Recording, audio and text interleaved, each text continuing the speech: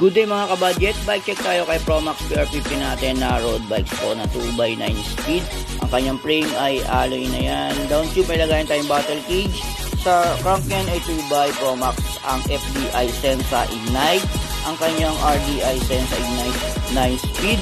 Ang cogs niyan ay 9 speed rin. Hubs po niyan ay quick release. Ang kanyang tire ay 700/23C. Alloy rim na rin yan ka-budget si Promax PR50.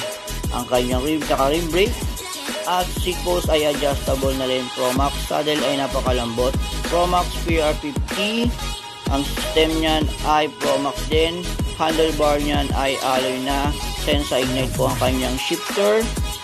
Ang kanya pong unahang gulong ay naka-quick release po. Promax PR50, 10,600 po ang kanyang SRP with freebies. 9,999 po siya, no freebies.